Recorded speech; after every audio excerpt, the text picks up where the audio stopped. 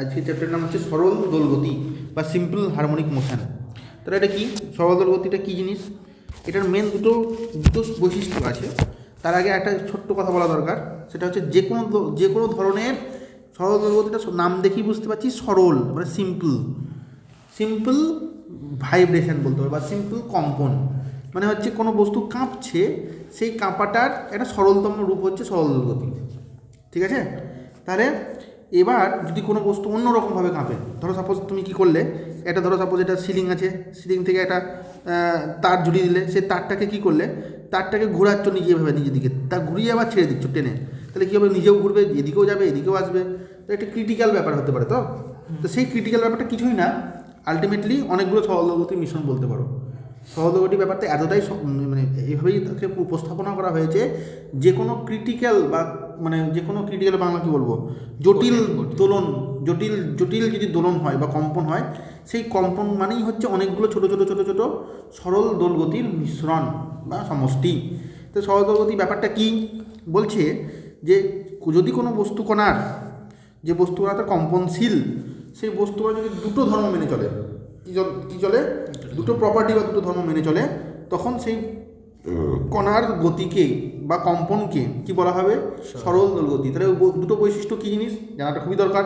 তাহলে আমরা মনে মনে খুব সিম্পলি ভাববো, একটা পেন্ডুলাম, একটা কী আছে, একটা পেন্ডুলাম নর্মাল অবস্থায় এটা কি, ওকে যদি কেউ বাইরে থেকে যদি বাহ্যিক বল প্রয়োগ না করা হয়, এই অবস্থাটাকে, এই পজিশনটাকে বলা হয় সাম্যাবস্থা,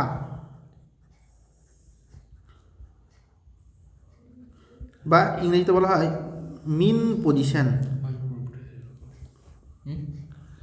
ঠিক আছে, এই আসতে, তাহলে ওই সাম্যাবস্থা থেকে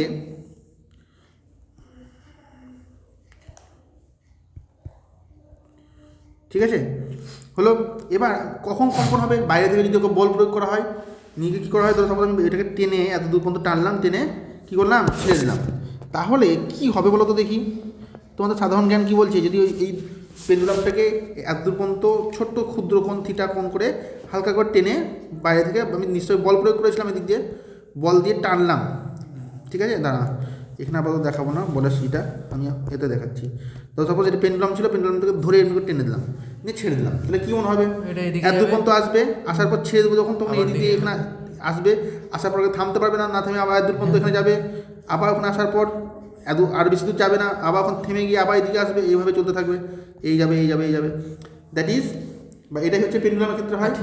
এবার আমার কোশ্চেন হচ্ছে যখন মিন পজিশনে ছিল, সেই মিন পজিশন থেকে বল প্রয়োগ করে ওকে সামান্য বিকৃত করলাম, নিয়ে ছেড়ে দিলাম, তারপরে ও এই আগের অবস্থানে আসছে কেন, এটা হচ্ছে আমার কোশ্চেন, আগের অবস্থানে আসছে কেন? হ্যাঁ, না, তাহলে নিশ্চয় কোনো বল ওকে কি করছে, আগের অবস্থানে আনার জন্য চেষ্টা করছে। আমি সিম্পলি সেইটা কি না সেটা আমরা পরে ডিটেলস আলোচনা করছি। সিম্পলি ক্লাস 9-এ পড়েছি আমরা কি, স্থিতিস্থাপকতা। কোনো বস্তু সাম্যাবস্থা যে অবস্থায় আছে, সেই অবস্থা থেকে যদি ওই বস্তুটাকে বিকৃত করা হয়, তাহলে ওই বস্তুটা কী করে, আগের অবস্থায় ফিরে আসতে যায় না চেষ্টা করে।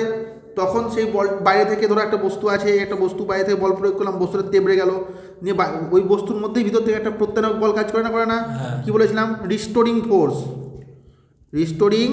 ফোর্স, এটাকে কি বলা হয়, প্রত্যানয়ক বল বাংলায়, যেটা কি করে ওর আগের শেপ বা আগের সাইজে ফিরে আসার চেষ্টা করে, সেই ফোর্সটাকে কী বলা হয়, বা সেই বলটাকে কী বলা হয়, বাংলায় বলা হয় প্রত্যানয়ক বল বা রেস্টোরিং ফোর্স।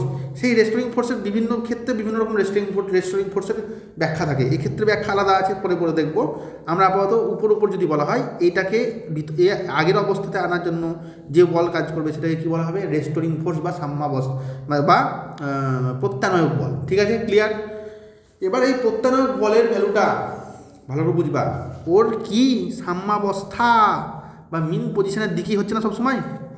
ভালো করে দেখো, আমি বল দিয়ে, এটাকে ছিল সাম্যাবস্থানে ছিল এইদিকে, এখানে বল দিয়ে টেনেছে এইদিকে, কিন্তু প্রত্যানয়ক বল এইদিকে কাজ করছে, কার দিকে, এর দিকে।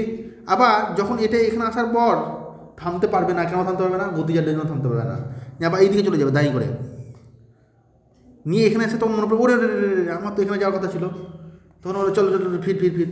তাহলে এখান থেকে আবার ওর প্রত্যানায়ক বল কোন দিকে কাজ করবে?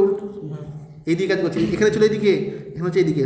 আলটিমেটলি বিপরীত বিপরীত না ভেবে বলবো কোন দিকে কাজ করছে, ওর সাম্যাবস্থা বা মিন পজিশন। তো সেই মিন পজিশন দিয়ে সবসময় কী করে? সাম্যাবস্থানের দিকেই কাজ করে।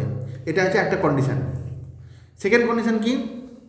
এই প্রত্যানায়ক বলের মান, এই যে প্রত্যানায়ক বলের মান যদি সাম্যাবস্থা থেকে সরণের সমানুপাতি হয়, সাম্যাবস্থা থেকে সরণের সমানুপাতি হয়, তবেই এই বলকে কি বলা, এই দোলনকে কি বলা হবে? সরল দোলগতি। বুঝতে পারা গেল? ক্লিয়ার? সবসময় সরল দোলগতিতে হবে তাহলে? সবসময় হবে, তার কোনো মানে আছে? দেখি যাবে কোন আমাদের দেখবো এবার কোন, এবার এটাই আমাদের প্রমাণ দেখবো যে কোনটা সরল। এবার বিভিন্ন কেস দেওয়া হবে, দেখাবে, প্রমাণ করতে বলবে যে এটা সরল দোলগতি না সরল দোলগতি না। তাহলে আমাকে দুটো কন্ডিশন, এই কন্ডিশনগুলো ফুলফিল করতে হবে। তার জন্য তার সমীকরণ আছে, সেই সমীকরণগুলো আমরা ক্যালকুলেশন করবো। বুঝতে পারা গেল? তাহলে এখানে আমি লিখছি না, তাহলে সরল দোলগতি আপাতত বলছি, মুখে বলে দিচ্ছি, ঠিক আছে? তাহলে সরল দোলগতি কমপ্লিট হওয়ার জন্য দুটো কন্ডিশন দরকার হয়। এক নম্বর কন্ডিশন কি? যে প্রত্যানায়ক বলের মান কোন দিকে হবে? তার সাম্যাবস্থার দিকে হবে। দু নম্বর কন্ডিশন হচ্ছে প্রত্যানায়ক বলের মান, প্রত্যানায়ক বলের মান ভ্যালু, প্রথমত কী বললাম? দিক বললাম। প্রত্যানায়ক বলের দিক কোন দিকে হবে? সাম্যাবস্থা যেদিকে আছে তার দিকে হবে। দু নম্বর হচ্ছে প্রত্যানায়ক বলের ভ্যালু, মান। এটা যদি এফ হয় সমানুপাতি, এটা যদি এক্স হয়, তো সাম্যাবস্থার যে দূরত্ব, সেই দূরত্বের সাথে কী হবে? সমানুপাতি হবে। তার মানে যত বেশি টানবো, যত বেশি ওকে দূরে নিয়ে যাব, তত বেশি কী হবে? প্রত্যানায়ক বল তত বেশি কাজ করবে। বুঝতে পারা গেল? ক্লিয়ার? বেশ, এবার যেটা আমরা পড়বো সেটা হচ্ছে সরল দোলগতির সরল দোলগতির কি সমীকরণ দেখবো আমরা, ঠিক আছে? ক্লিয়ার? তাহলে এখানে কী বলছে? ধরো সাপোজ রৈখিক পর্যাবৃত্ত গতিতে কম্পনশীল কোনো বস্তু কণা, কী হচ্ছে? রৈখিক পর্যাবৃত্ত গতি। এখানে রৈখিক ঠিক খুব একটা না, যদি এটা এই যে থিটা যদি খুব ক্ষুদ্র হয় তাহলে মোটামুটি বলা যেতে পারে এটা এরকমভাবেই প্রায় চলবে, রৈখিকই হবে। হ্যাঁ, তাহলে রৈখিক পর্যাবৃত্ত গতিতে কম্পনশীল কোনো বস্তু কণা যে সরলরেখা বরাবর গতিশীল হয়, তার একদিককে এক্স অক্ষ, ধরো সাপোজ আমি বললাম এটা হচ্ছে এইভাবে, ধরো এটাকেই ধরছো, ধরো সাপোজ এটাকেই ধরো সাপোজ এক্স অক্ষ, এটা হচ্ছে মিন পজিশন 0, ঠিক আছে? ক্লিয়ার? তাহলে তার একদিক থেকে এক্স অক্ষ সাম্যাবস্থানকে ও দিয়ে, মূল বিন্দু ও দিয়ে আমি কী করলাম? ধরে নিলাম। এবার যে কোনো অবস্থান, ধরো সাপোজ এই অবস্থানটা যে কোনো একটা আরবিটারি পজিশান, ডি পজিশান, তাহলে এর স্থানাঙ্ক কত হবে? এক্স কমা 0 হবে না? হবে না? হবে তো? আচ্ছা, তাহলে যে 2 নম্বর শর্ত ছিল, বা তোমাকে এখানে লেখা হয়নি, যে সরল দোলগতির 2 নম্বর শর্ত কী ছিল সরল দোলগতি হওয়ার জন্য? যে প্রত্যানায়ক বল এফ যদি কী হয়? এফ যদি রেস্টোরিং ফোর্স হয় বা প্রত্যানায়ক বল হয়, তাহলে সেই এফ এর ভ্যালুটা কার সাথে সমানুপাতি হবে? এফ সমানুপাতি এক্স হবে, যেখানে এক্সটা হচ্ছে কি? মূল বিন্দু থেকে কতটুকু সরেছে তার দূরত্ব, ঠিক আছে? আবার 1 নম্বর শর্ততে কী বলা হচ্ছে? এফ এর ভ্যালুটা কোন দিকে কাজ করছে? উল্টো দিকে কাজ করছে। তার জন্য এটা পরবর্তী ক্ষেত্রে মডিফাইড হয়ে কী হবে? এফ সমানুপাতি মাইনাস এক্স। এতটুকু ক্লিয়ার না? ক্লিয়ার না? মাইনাসটা কেন আসলো? দিকের জন্য। এফের দিক হচ্ছে এই দিকে করছে, আর সরণটা এই দিকে কাজ করছে, মূল উল্টো দিকে কাজ করছে, তার জন্য মাইনাস এক্সটা এসছে, ঠিক আছে? তাহলে সমানুপাতি তুলতে গেলে একটা ধ্রুবক গুণ করতে হয় না? হয় না? তাহলে অতএব আমি কী লিখতে পারি? এফ ইকুয়াল টু হচ্ছে মাইনাস কে এক্স। এটা অনেকটা চেনা জানা লাগছে না? স্প্রিংয়ের মতো মনে পড়ছে? সে স্প্রিংকে সংকোচন বা প্রসারণ করলে মনে পড়ছে? বেশ, আচ্ছা, সেই সেন্সে এখানেও একটা নাম দেওয়া হয়েছে, সেই স্প্রিংয়ের জন্যই নাম দেওয়া হয়েছে। এটা নাম দেওয়া হলো কি? বল ধ্রুবক। স্প্রিংয়ের ক্ষেত্রে নাম দেওয়া হয়েছিল না? হয়নি? বা ফোর্স কনস্ট্যান্ট বলা হয় কিন্তু, ফোর্স কনস্ট্যান্ট, ঠিক আছে? ক্লিয়ার? আচ্ছা, কি এর একক ফেকক আছে অনেক কিছু। তাহলে আমরা জানি এফ ইকুয়াল টু বা এম এফ ইকুয়াল টু হচ্ছে কি? ফরেন ত্বরণ ইকুয়াল টু হচ্ছে কী হবে? Minus k x. তাহলে এ ইকুয়াল টু কী হবে? Minus k by m into x. এতটুকু ক্লিয়ার না? ক্লিয়ার না? আবার আমরা জানি যে ধরে নিলাম সাপোজ আমি যে এ ইকুয়াল টু হচ্ছে minus omega square into x ধরে নিলাম। তাহলে ওমেগা স্কোয়ার ইকুয়াল টু কি? ওমেগা স্কোয়ার ইকুয়াল টু হচ্ছে omega square equal to k by m. এটা ধরে নিয়েছি আমি ওমেগা স্কোয়ার, পরে যথার্থ কথা বুঝতে পারবা। তাহলে ওমেগা ইকুয়াল টু কী হবে? Root over of k by m. পরে বুঝতে পারবো এই ওমেগাটা হচ্ছে কি?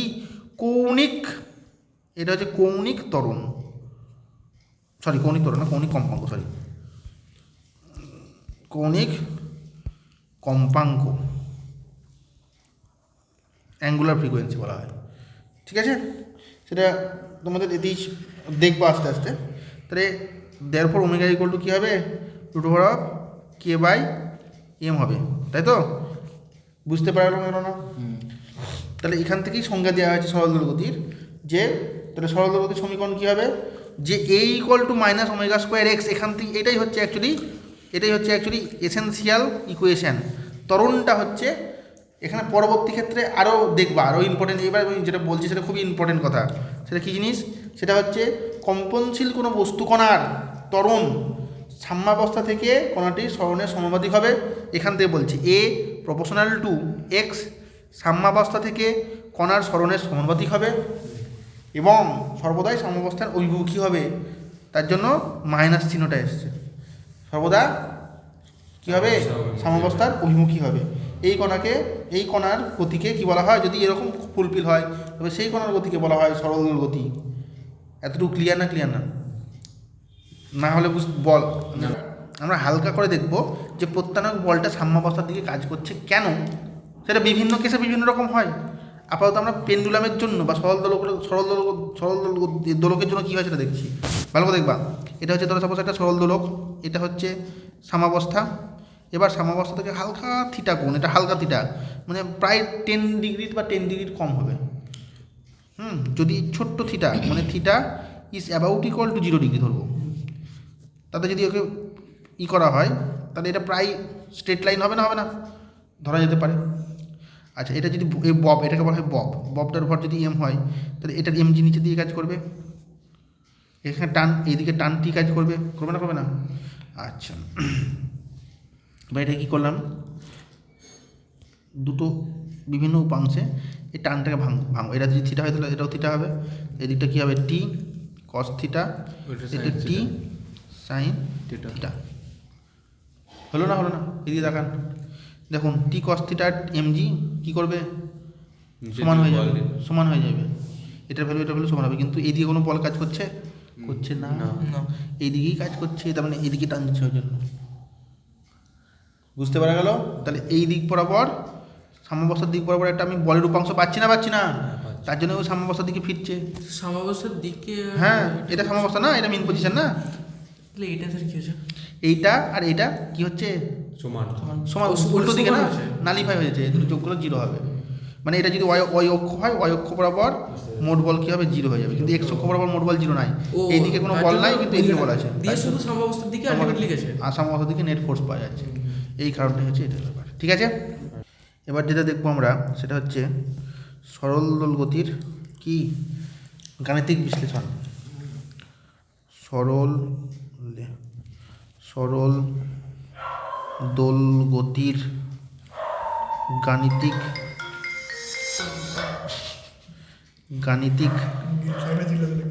গাণিতিক বিশ্লেষণ। টিউশনে সাইলেন্ট করতে জানিস না? বিশ্লেষণ এটাই হচ্ছে, রেকর্ড হচ্ছে।